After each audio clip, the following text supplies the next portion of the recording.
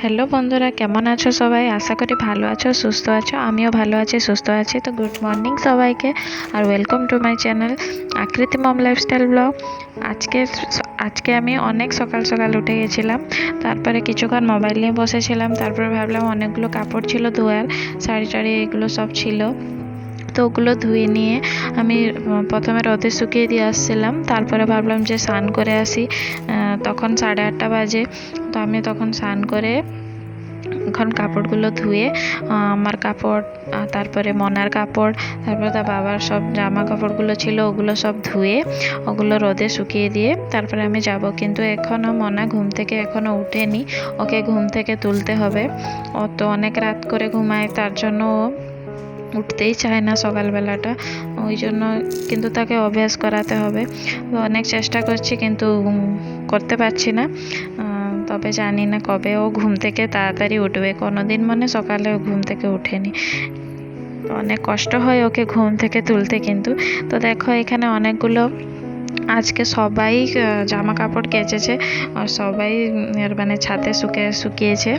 আর নিচেও তো পুরো ভর্তি, তার জন্য এখানে আমি রোদে চলে আসি। না হলে তো মানে ছাদে কাপড় শুকানো এই গরম দিনে মানে খুবই টাফ ব্যাপার।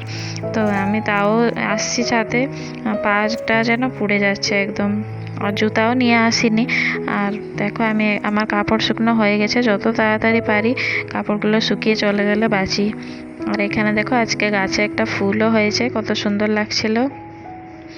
আর এই ফুলগুলোও কত সুন্দর দেখো। ফুলগুলো দেখলে যেন মনটা ভালো লাগে, আর দেখতেও ইচ্ছা করে অনেকক্ষণ। তারপরে আমি নিচে চলে যাব।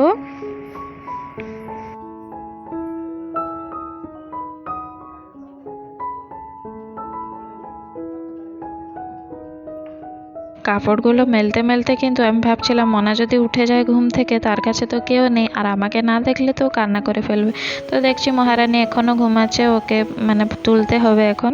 তারপরে ঘুম থেকে উঠিয়ে আমরা চলে আসছি নিচে। আর দেখছি মাছ টাছ কাটা চলছে। আর এখানে আমার জেঠি যে তালগুলো ছাড়াচ্ছে, এই তালগুলো ছাড়াতে ছাড়াতে কিন্তু ছোট তালগুলো ভালো ছিল, কিন্তু বড় তালটাই নাকি পোকা ছিল। আর সেই তালগুলো সব একসঙ্গে হয়ে গেছে, আর পরে যখন দেখে যে তালে পোকা, সেগুলো ফেলে দিতে হয়েছে। আর এখানে দেখো মনা এখানে ব্রাশ করে নিচ্ছে একা একা। তার দিদুন সব দিন ব্রাশ করিয়ে দেয়, তো আজকে আমাকে বলছে ব্রাশ করিয়ে দিতে। আর দেখছি বাবারে নিজে নিজেই পারফেক্টলি ব্রাশ করে নিচ্ছে। আর এখানে আমার মা বসে পড়েছে মাছ কাটতে। তো আজকে বুধবার, এই যে মাছগুলো কাটা হচ্ছে। এগুলো হচ্ছে বলা হয় ভোলা মাছ, আর এই যে রুই মাছ, এগুলো কাটা হচ্ছে। আর এখানে আমরা ভাত খেতে চলে আসছি, মনাকে খাইয়ে দাইয়ে এখানে দেখো পান্তা ভাত খেতে চলে আসছি। তো আজ পান্তা না খেলে কি হয়, শাক ভাজা, তারপরে শাক ঘন্ট আর ডিম, এইগুলো পেট মানে পান্তা খেলে যেন ভালো লাগে কত বলো। তো এখানে দেখো আমার মা নিয়ে আসছিল এগুলা ধুনা যেগুলাকে বলা হয়। তো ওগুলো পুরা যে গুঁড়া করবে, মন্দিরে লাগে পূজার সময়, তার জন্য এগুলো গুঁড়া করছিল। তো আমিও একটু হেল্প করে দিচ্ছিলাম। তো মনা এখানে বসে বসে আমার সঙ্গে আমাকে হেল্প করে দিচ্ছে। যে যার মাকে হেল্প করবে কি। তো দেখো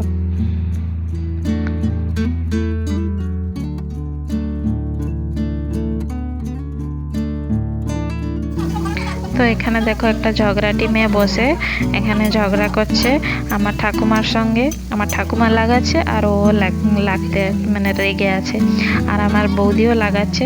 তো সবাই মিলে ওকে পুরা লাগাচ্ছে, আর ও রেগে পুরা ফায়ার হয়ে আছে। দেখো কেমন তাকিয়ে আছে।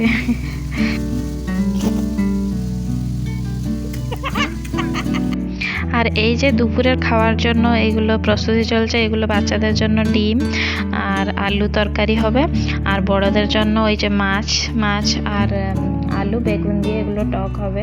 তারপরে আর ওই যে ভোলা মাছটা ছিল, ওই মাছটা দিয়ে তেঁতুল দিয়ে টক হবে। তো ওইটা খেতে কিন্তু খুব দারুণ লাগে। আমি তো ওইটা দিয়ে ভাত খেয়েছি আজকে। তো দেখো এখানে আমার জেঠি ছাড়াচ্ছে, আর এখানে মাছ ভাজা হয়ে গেছে। তারপরে এগুলো ঝোল করা হবে।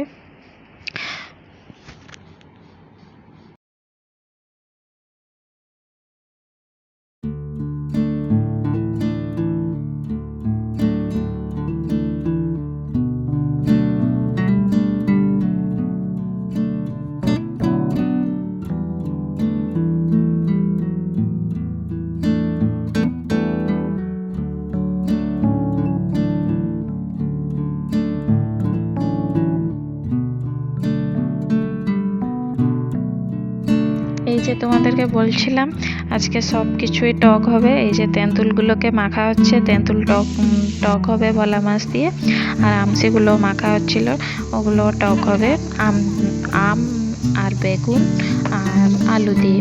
তো এখানে দেখো মনা এখানে খেলছে আর আমাকে বলছে মাম্মাম তুমি ভিডিও করো, আমি খেলছি, দেখো কত সুন্দর করে বেটে দিচ্ছি, কেটে দিচ্ছি।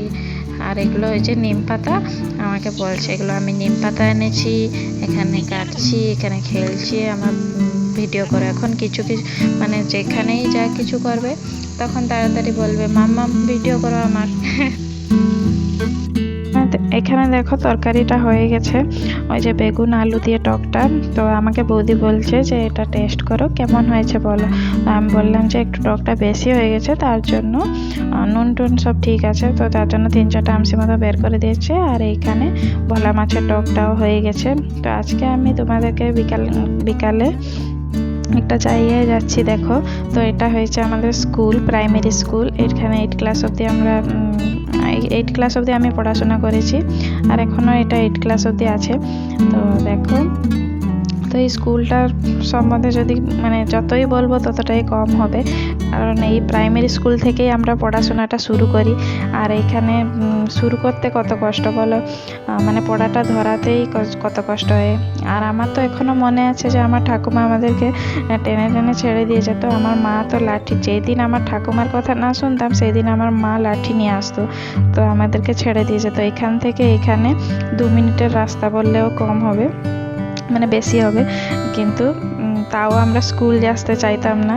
আর যেদিন আমাদের এই স্কুলে লাস্ট দিন ছিল সেই দিনও কত কষ্ট হয়েছে, মানে মানে বন্ধুদেরকে ছেড়ে ওই টিচারগুলোকে ছেড়ে যেতে সত্যি কষ্ট লাগতো।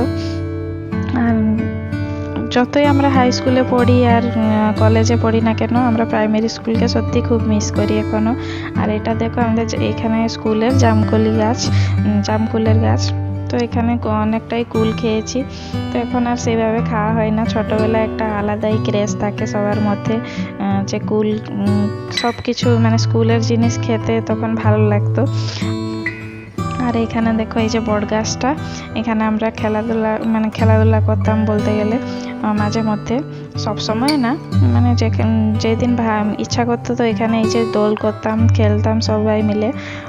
আর এখানে একটা বড় পুকুর আছে, এখন এটা কেমন জঙ্গল জঙ্গল হয়ে গেছে চারদিকেরটা, তখন কিন্তু অতটা জঙ্গল ছিল না, অনেকটা পরিষ্কার থাকতো। আর এই পুকুরটা এখন এতটা জঙ্গল হয়ে গেছে, আগে কিন্তু এখানে লোক স্নান করতো, বাসন মাজতো, তারপরে সব কিছু মানে এখানে জলটাই ব্যবহার করতো। কিন্তু এখন তো সবাই ট্যাপ হয়ে গেছে না, তো তার জন্য সবাই তো ব্যবহার করে যে যার ঘরে, আর পুকুর টুকুরে অত কেউ ব্যবহার করে না। আর ওই যে বিল্ডিংটা দেখাচ্ছি ওটা হয়েছে কলেজ। আর এখানে আমরা ঘুরে ঘুরে চলে আসছি। তো এখানে দেখো মা ছাগলগুলোকে মেডিসিন দিচ্ছে, তাদেরকে জ্বর হয়ে গেছে, তার জন্য ডাক্তার এসে ইঞ্জেকশানও দিয়ে গেছে আজকে। তো এখানে খাওয়া দাওয়ার জন্য রাত্রের প্রস্তুতি চলছে। তো এটা দেখে তো বোঝা যাচ্ছে যে এটা কী হতে চলেছে। তো এটা হচ্ছে চিকেন পকোড়া। তো এখানে আমার মা চিকেন পকোড়া বানাচ্ছে, আর তার মায়ের হাতের চিকেন পকোড়াটা সত্যি খুব টেস্টি লাগে। আমি যতবারই বাড়িতে আসি চিকেন পকোড়া খেয়েই যাই। চিকেন তরকারি হলেও হবে না, চিকেন পকোড়া আমার মা না বানালেই মানে সেটা আশাটাই ইনকমপ্লিট সত্যি বলতে। তো এই যে চিকেন পকোড়াটা করছে আমার মা, তারপরে আমি খেয়ে নেব।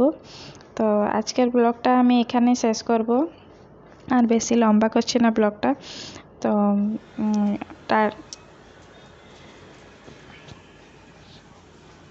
তো সবাই ভালো থাকবেন, সুস্থ থাকবেন, আর একটা নতুন ব্লগ আসার অবধি সবাই অপেক্ষা করবেন। তো টাটা, বাই বাই। কেমন লাগলো ভিডিওটি জানাবে, আর ভালো লাগলে একটা লাইক করে দিও, আর চ্যানেলটাকে সাবস্ক্রাইব না করা থাকলে সাবস্ক্রাইব করে দিও।